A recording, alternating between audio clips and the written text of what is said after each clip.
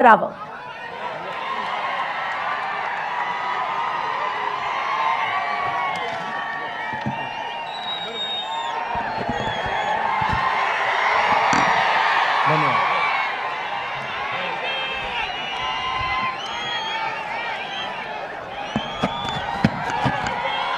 नाना पटोले जी, बाला साहब थोराट जी, सुशील कुमार शिंदे जी, पृथ्वीराज चौहान जी, नरसैया आदम जी, प्रकाश यलगुलवार जी, महेश खोटे जी, उत्तम प्रकाश जी, सिद्धराम मैत्रे जी, हमारे कैंडिडेट्स प्रणीति शिंदे जी और मोहिते पाटिल जी, इंडिया अलायंस के स्टेज पे वरिष्ठ नेता, कांग्रेस के बब्बर शेर प्यारे कार्यकर्ता, इंडिया अलायंस के कार्यकर्ता, भाइयों और बहनों, आप सबका यहाँ बहुत बहुत स्वागत। थोड़ा मेरा प्रोग्राम लेट चल रहा है, आपको कष्ट हुआ थोड़ा, इसके लिए मैं शुरुआत में ही माफ़ी मांगता हूँ आपसे। मगर आज मैं आपको मज़े की बात बताने आया हूँ।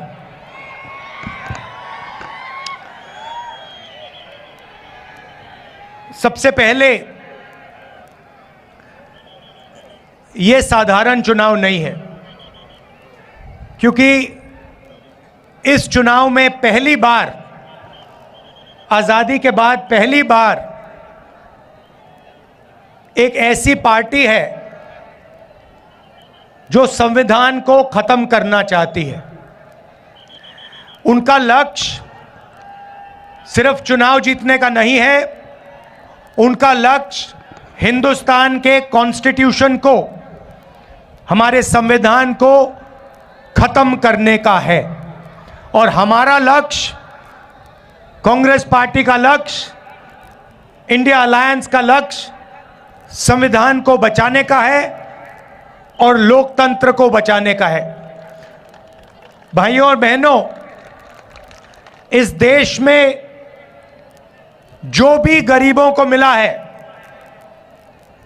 जो भी प्रगति हुई है, पिछड़ों को, दलितों को, आदिवासियों को, जो भी गरीब लोगों को मिला है, वो संविधान के कारण मिला है। उसका वही कारण है।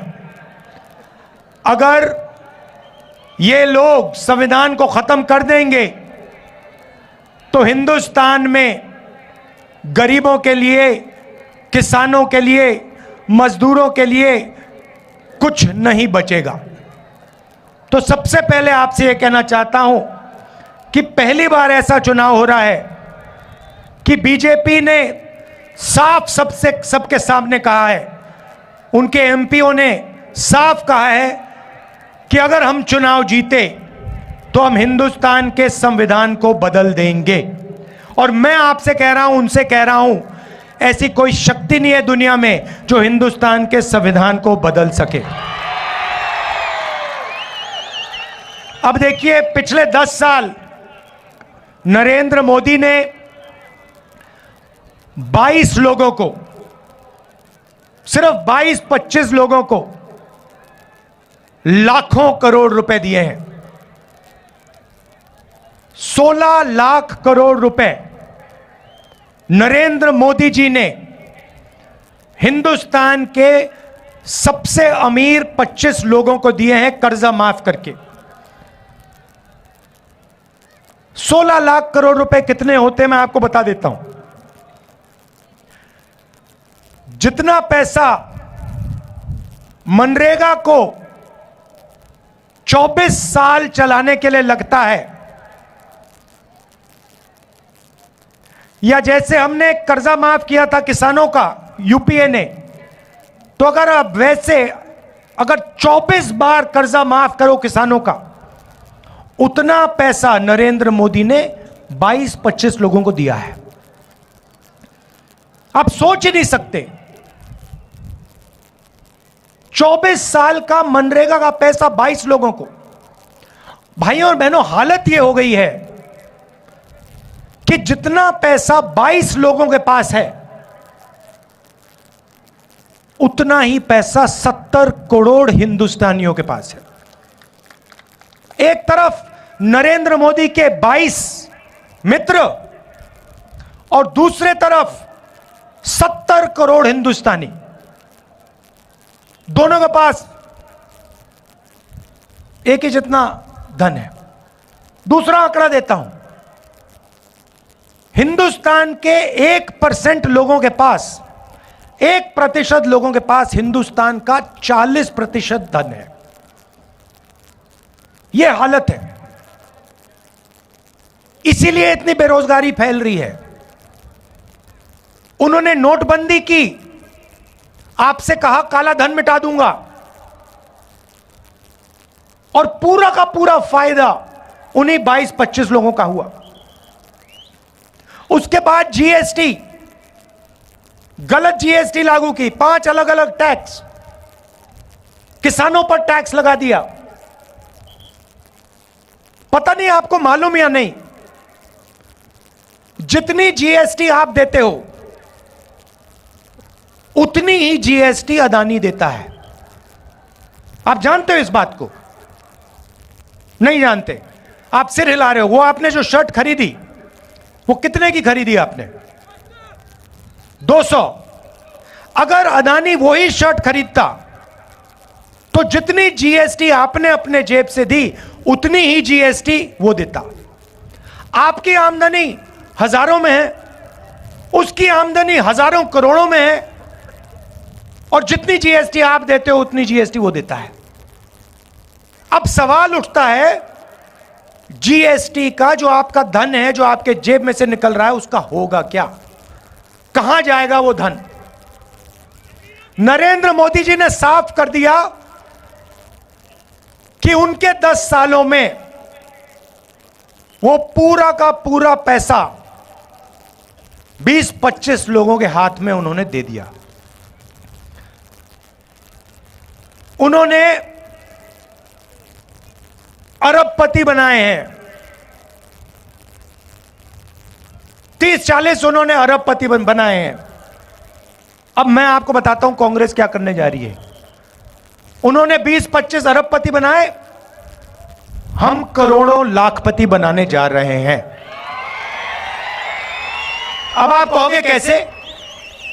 मैं आपको यह बताने आया हूं कि कांग्रेस पार्टी, इंडिया गठबंधन चुनाव के बाद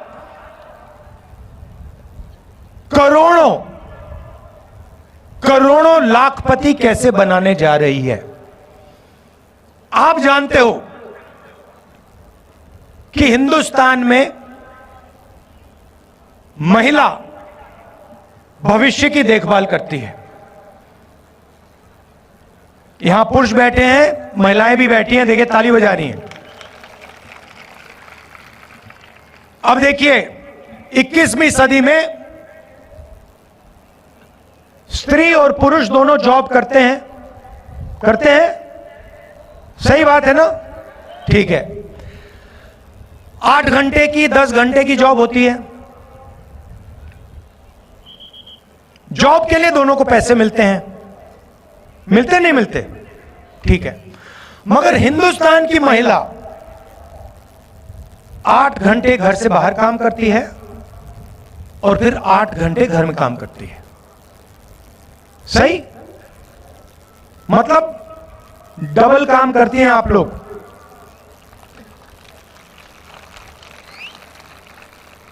देखो महिलाएं ताली बजा रही है, पुरुष ताली नहीं बजा रहे। मगर सवाल यह है कि जो आप घर में काम करती हैं, भोजन पकाती हैं, बच्चों की देखभाल करती हैं, उसके लिए आपको कोई पैसा नहीं मिलता, कोई कॉम्पेंसेशन नहीं मिलती। कभी मिली है आपको? नहीं मिली ना? वो तो आप काम फ्री में करती हैं।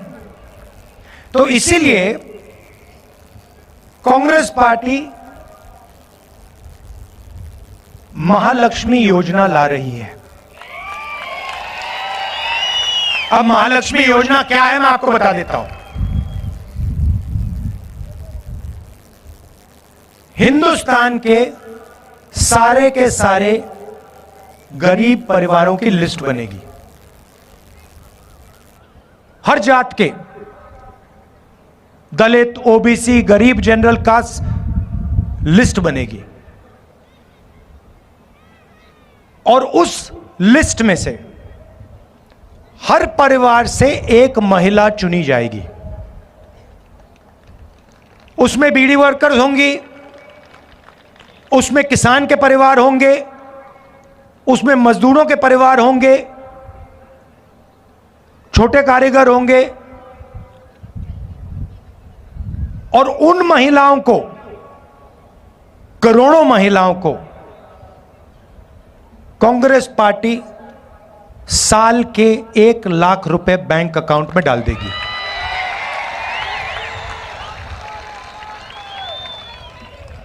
साल के 1 लाख रुपए, महीने के 8,500 रुपए, खटाखट खटाखट खटाखट खटाखट खटाखट अंदर। अब यहां पे पुरुष बैठे हैं, सबसे पहले देखिए पैसा महिलाओं को जाएगा, मगर मैं जानता हूं फायदा आप लोगों को भी होगा, ठीक है। मगर युवा कहेंगे कि आपने हमारे लिए क्या किया?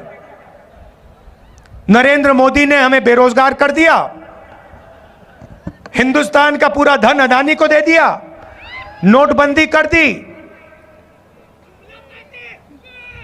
जुमला पार्टी 2 करोड़ रोजगार देने थे, झूठ था, वो 15 लाख रुपए की बात की, कोविड आया, थाली बजवा दी, पकौड़े बनवा दिए। तो आप क्या करोगे? अब मैं आपको बताता हूं। अमीर घर के बच्चों को, ये जो बड़े बड़े बिजनेस वाले हैं, इनके बच्चों को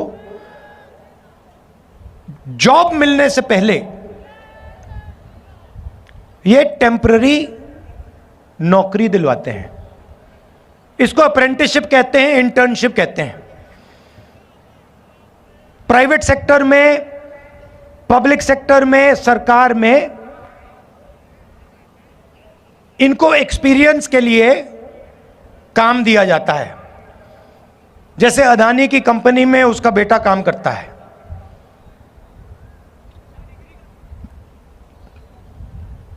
मगर यह सुविधा हिंदुस्तान के बेरोजगार युवाओं को नहीं मिलती। सड़क पे आप घूमते हो, रोजगार ढूंढते हो, पिछले 10 साल में नहीं मिला। तो अब हम एक नई योजना ला रहे हैं, अप्रेंटिसशिप का अधिकार। अभी ताली मत बजाओ, अभी मैंने समझाया नहीं है। अप्रेंटिसशिप का अधिकार का मतलब, हिंदुस्तान में कोई भी ग्रेजुएट,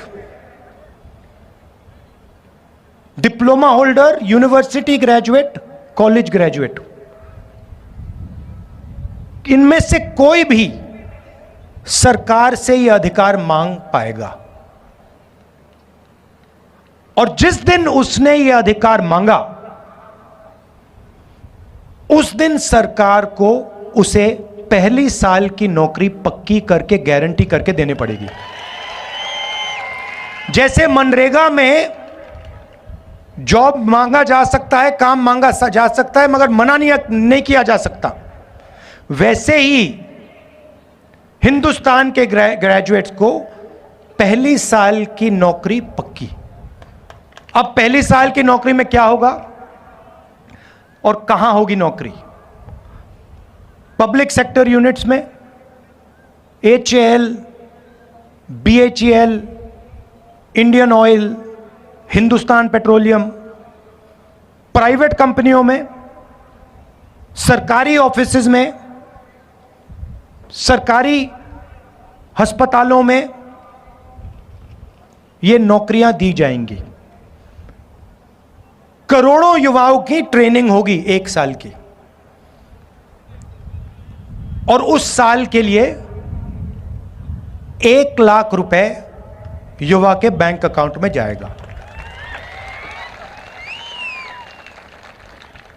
8,500 रुपए महीने के, 1 लाख रुपए साल के,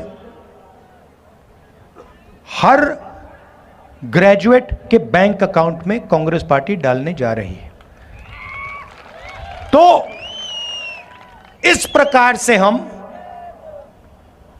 करोड़ों लाखपति बनाने जा रहे हैं। अब यहां किसान बैठे हैं, इन दोनों योजनाओं का आपका फायदा होगा, मगर हम वहां नहीं रुके। आपने नरेंद्र मोदी से 2 चीजें मांगी, कर्जा माफी और कानूनी मिनिमम सपोर्ट प्राइस। हर किसान जानता है कि जब उसे अपनी फसल बेचनी पड़ती है तो जादू से फसल का दाम गिर जाता है, जादू से फसल दाम गिर जाता है, और किसान को कभी भी सही दाम नहीं मिलता। बाकी लोग अपना प्रोडक्ट बेचें, उनको सही दाम मिलता है। कोई टूथपेस्ट बेचता है, कोई जूस बेचता है, कोई कुछ और बेचता है, चिप्स का पैकेट बेचता है, उसको सही दाम मिलता है। मगर जो इस देश की रीढ़ की हड्डी है, जो 24 घंटा खून पसीना देता है, उसे सही दाम नहीं मिलता। तो हमने 2 काम किसानों के किए हैं, करने जा रहे हैं। पहला काम, हिंदुस्तान के किसानों का हम कर्जा माफ करेंगे। ये अभी आप ताली जल्दी बजा गए, ये कर्जा माफी ये शुरुआत है, मगर हम सिर्फ कर्जा माफी नहीं करेंगे। हम किसानों के लिए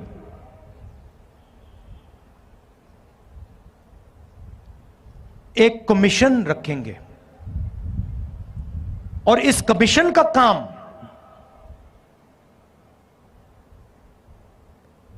जब भी किसानों को कर्जा माफी की जरूरत होगी, यह कमीशन सरकार को कहेगा और सरकार किसानों का कर्जा माफ करेगा। एक बार नहीं, जितनी बार आपको कर्जा माफी की जरूरत होगी उतनी बार यह कमीशन कर्जा माफी करवाएगा।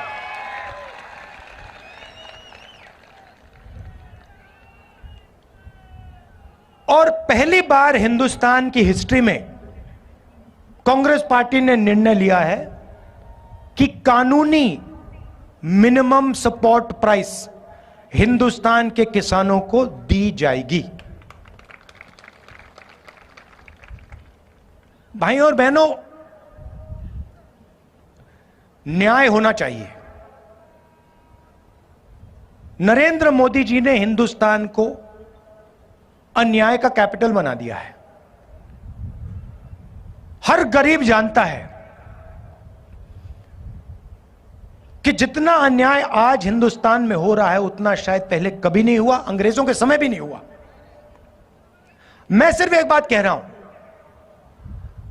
अगर अदानी जैसे व्यक्ति का कर्जा माफ हो सकता है, और अगर नरेंद्र मोदी अदानी जैसे लोगों का कर्जा माफ करेगा, तो कांग्रेस पार्टी किसानों का, मजदूरों का, दलितों का, गरीबों का कर्जा माफ करेगी। अगर नरेंद्र मोदी चाहते हैं कि किसानों का कर्जा माफ ना हो, तो फिर अरबपतियों का भी कर्जा माफ नहीं होना चाहिए। जो उनके लिए होता है वो किसान के लिए होना चाहिए, जो उनके बेटे के लिए होता है वो गरीबों के बेटों के लिए होना चाहिए। मैं सिर्फ ये कह रहा हूं। और नरेंद्र मोदी जी का काम आपके ध्यान को इधर उधर करने का है। घबराए हुए हैं, डर गए हैं क्योंकि जानते हैं कि इलेक्शन हाथ से जा रहा है और इलेक्टोरल बॉन्ड्स में इतनी चोरी हुई है कि इलेक्शन के बाद उनकी मुश्किल हो जाएगी। तो घबराहट में है तो एक के बाद एक झूठ बोल रहे हैं।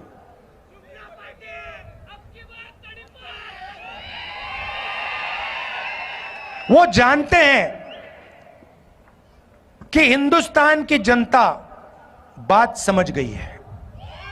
वो जानते हैं कि हिंदुस्तान की जनता इस चुनाव में संविधान की रक्षा करने के लिए खड़ी हो गई है और वो जानते हैं कि हिंदुस्तान की जनता समझ गई है कि नरेंद्र मोदी जी अरबपतियों के नेता हैं, गरीबों के नहीं। अब आखिरी बात आपको कहना चाहता हूं, ये आपने मीडिया के मित्र देखे, ये देखे आपने, ये देखो काले चश्मे पहने स्माइल कर रहे हैं।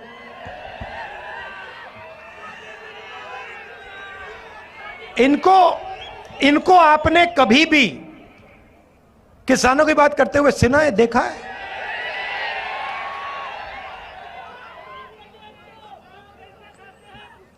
कोई मतलब मजदूर मर जाए, भूखा मर जाए, कभी आपने टीवी पे देखा? कभी आपने इनके एंकरों को बेरोजगारी के बारे में बोलते हुए देखा? महंगाई के बारे में, किसानों के बारे में? ना। क्योंकि ये अच्छा, इनकी गलती नहीं है जो बेचारे यहां खड़े हैं, इनकी गलती नहीं है क्योंकि इनका कंट्रोलर ऊपर है। ये बेचारे सैलरी लेते हैं, इनको भी मतलब घर चलाना है, तो इनकी गलती नहीं है। हाँ,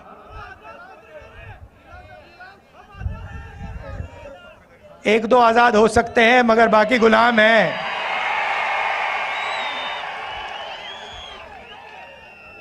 आजकल के हिंदुस्तान में पता नहीं लगता कौन सा मीडिया वाला आजाद है, कौन सा गुलाम है। तो ये आपकी बात तो कभी करते नहीं है। तो मैंने एक बात चेक की, मैंने कहा देखो देखते हैं, तो ये जो मीडिया कंपनीज है ना, इनके मालिकों की मैंने लिस्ट निकाली। मैंने कहा मैं देखता हूं ये हैं कौन लोग। उनकी लिस्ट निकाली और इनके जो एंकर्स हैं, बड़े बड़े एंकर्स हैं, नाम आप जानते हो, उनकी लिस्ट निकाली और आप हैरान हो जाओगे। लिस्ट में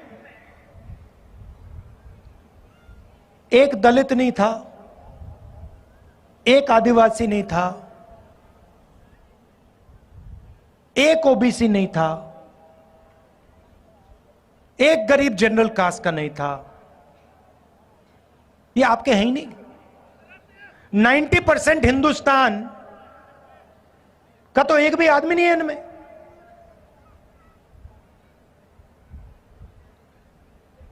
पिछड़े वर्ग के कितने लोग हैं हिंदुस्तान में? चुप हो गए सब। अच्छा, हिंदुस्तान में दलित कितने? 15%। आदिवासी कितने? 8%। पिछड़े वर्ग के लोग कितने?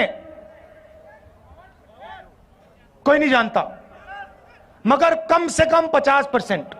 कम से कम 50, 15 और 8 कितने हुए?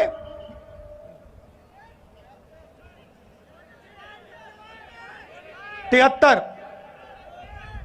उसमें 15% माइनॉरिटी जोड़ दीजिए और 5% गरीब जनरल कास्ट जोड़ दीजिए, कितने हुए? 90 प्लस हो गए। 90% आबादी में से एक आदमी नहीं मिलेगा आपको मीडिया में,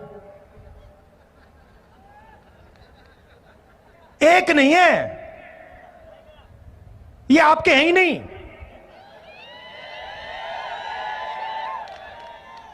ये अदानी के हैं, ये मोदी के हैं, ये अंबानी के हैं, ये आपकी बात थोड़ी करेंगे। अच्छा ठीक है, मीडिया छोड़ो, हिंदुस्तान की सबसे बड़ी 200 कंपनी की लिस्ट निकाली मैंने, उसमें बता दो, उस लिस्ट में उनके मालिकों की लिस्ट में मुझे बता दो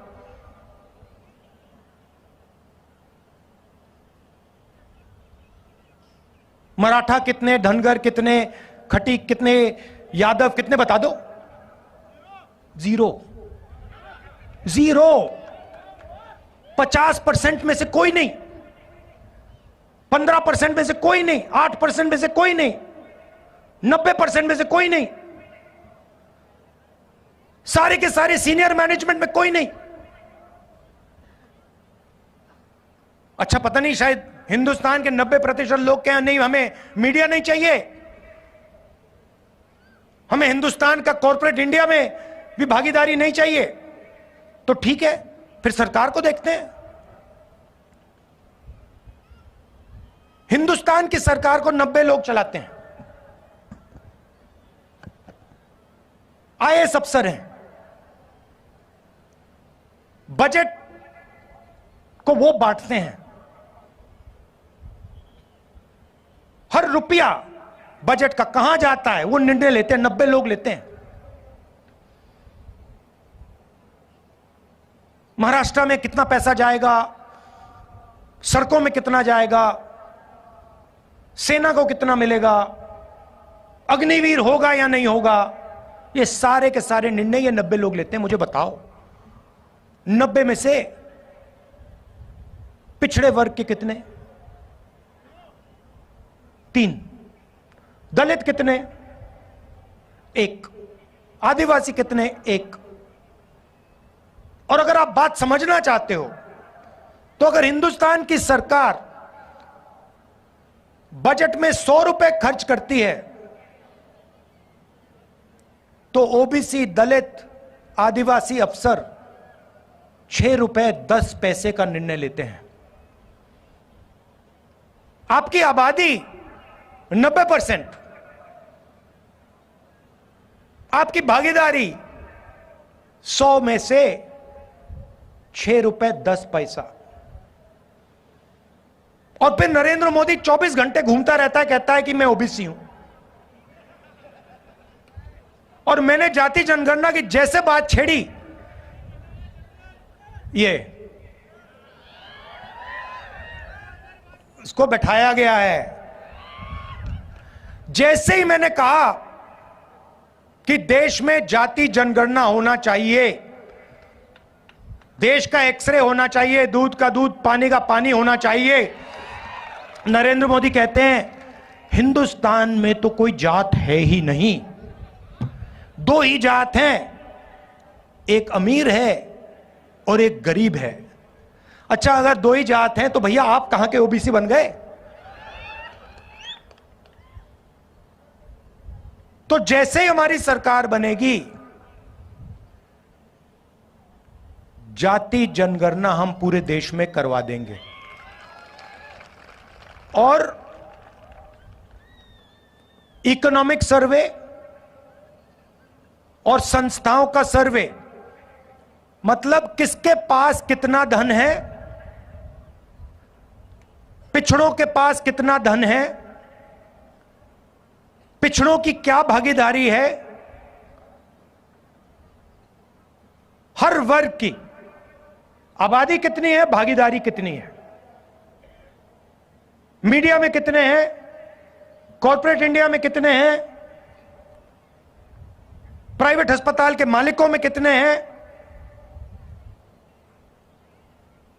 ये काम हम करेंगे। अब जैसे ही मैंने ये देश के एक्सरे की बात की, वो नरेंद्र मोदी कांपने लग गया। जैसे ही मेरे, उसकी आदत है, जैसे उसको डर लगता है ना, वो झूठ बोलना शुरू कर देता है। जैसे ही उसको डर लगता है, वो कभी पाकिस्तान की बात करेगा, कभी चाइना की बात करेगा। तो एक के बाद एक, एक के बाद एक, एक के बाद एक झूठ बोल रहा है, मगर इस बार नहीं निकल पाएगा।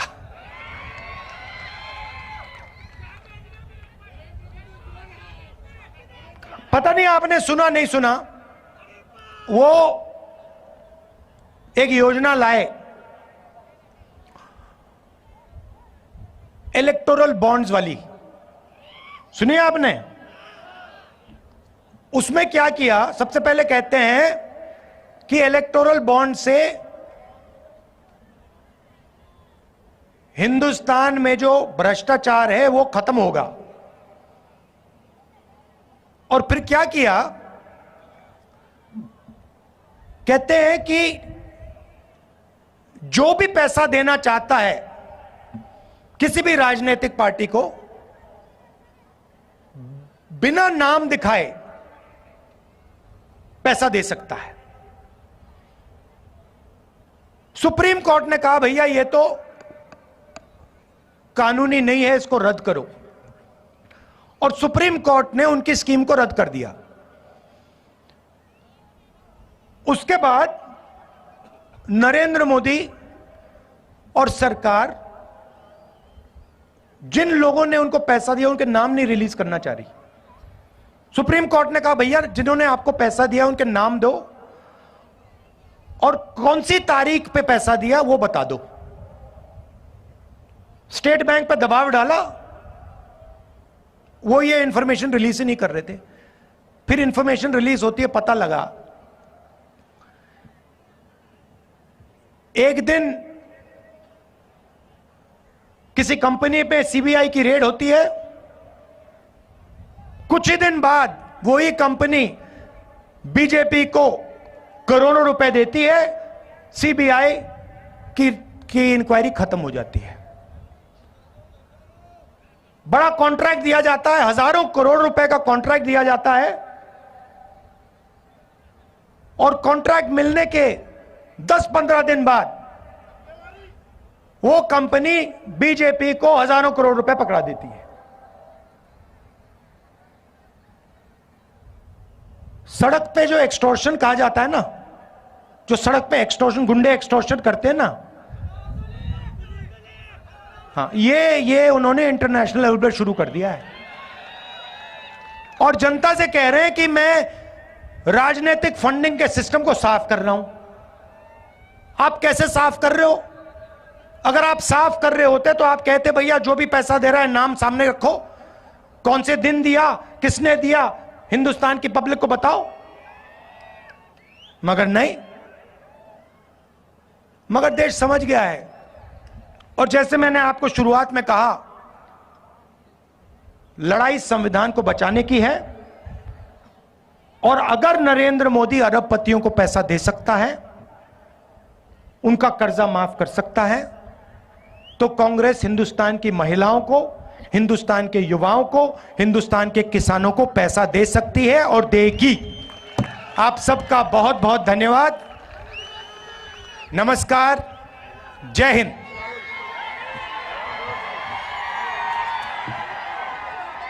धन्यवाद राहुलजी। यानंतर माननीय राहुल गायकवाड यांचं या ठिकाणी काँग्रेस पक्षामध्ये प्रवेश होतोय। मी काँग्रेस पक्षाचे नेते माननीय राहुलजी गांधी आणि माननीय नानाभाऊ पटोले यांच्या शुभ हस्ते या ठिकाणी सत्कार संपन्न होतोय। सर्व नेते मंडळी आणि आपले दोन्ही उमेदवार माननीय आमदार प्रणितीताई शिंदे आणि धैर्यशील दादा मोहिते पाटील हे दोघेही अभिवादन करतील।